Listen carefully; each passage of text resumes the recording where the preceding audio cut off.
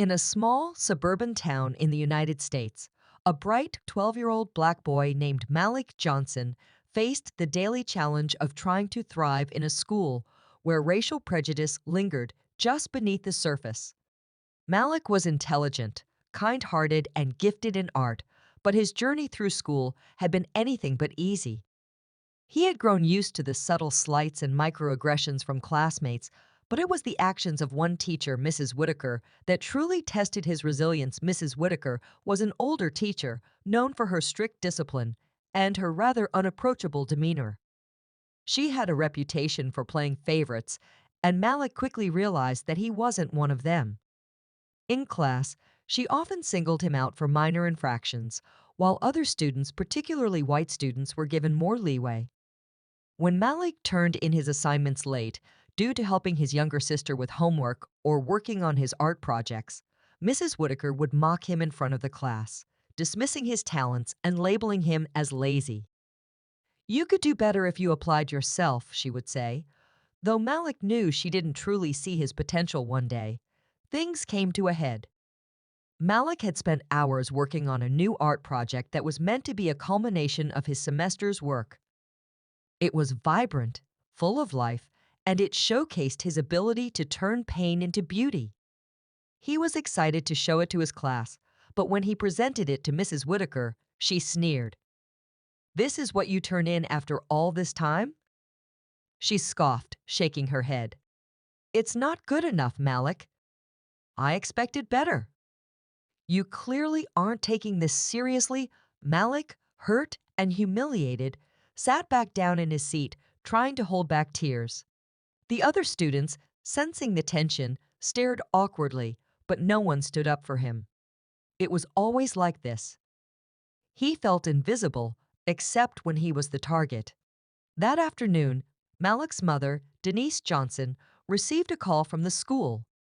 Malik's grades had slipped, and Mrs. Whitaker was concerned that Malik wasn't living up to his full potential. Denise was confused. Malik had been an honor student for years. Something didn't seem right. She decided to go to the school herself. When she arrived, Mrs. Whitaker greeted her with a strained smile. "Mrs. Johnson, thank you for coming in. We need to talk about Malik.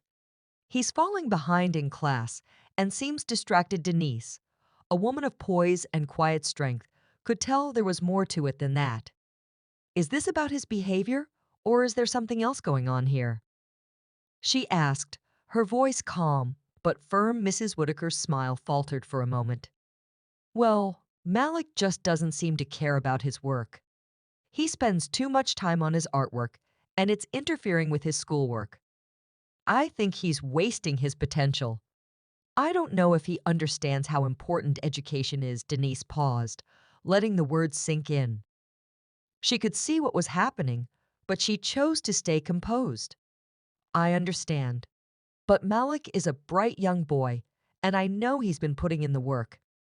Maybe he just needs the right kind of support." As Mrs. Whitaker continued to speak, she seemed to grow more agitated. Something in her tone shifted. There was an edge to her words, something beyond concern. "You don't understand," she snapped, raising her voice for the first time. "Your son is always a problem in class. Maybe it's because you don't push him enough at home. How would you even know if you're not here every day? Maybe if you raised him better, he wouldn't be such a troublemaker." Denise's eyes widened, but she didn't flinch. She had heard this before, from other teachers, from others who didn't believe in her son simply because of the color of his skin. But Mrs. Whitaker's words were different. There was an ugliness behind them that Denise could not longer ignore. Just as Mrs. Whitaker continued her tirade, something unexpected happened. Malik, who had been waiting outside the room, walked in quietly. He had heard the conversation.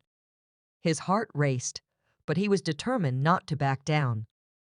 "Mom, I don't need her approval," he said, his voice steady but filled with emotion. "I know what I can do." The room went silent. Mrs. Whitaker's face turned pale as she realized her words had been heard. She didn't know what to say. Malik stood tall next to his mother, the strength of their bond palpable. "Mrs. Whitaker," Denise said, her voice unwavering, "this conversation is over. I'm pulling Malik from your class." Malik's expression softened. For the first time in a long while, he felt seen not just as a student, but as a person with value, with worth. As mother and son left the office, they could feel the weight of the moment. This wasn't just about one teacher or one class. This was a stand against the prejudice that people like Mrs. Whitaker still held, even in subtle ways. Malik knew he had a long way to go in the world, but with his mother by his side, he knew that no one would ever silence his voice again the next day. Malik transferred to a new class where his talents were recognized and his potential was nurtured. But the story didn't end there. News of the incident spread, and soon the school was forced to address the bigger issue: how teachers were treating students of color. Mrs. Whitaker was put under investigation for her conduct, and the school district implemented new diversity and inclusion training. Malik's bravery and the strength of his mother's love had created ripples of change that no one expected. And while Mrs. Whitaker's actions were never truly forgiven, the world Malik lived in became just a little bit more aware of him and of the fight for justice.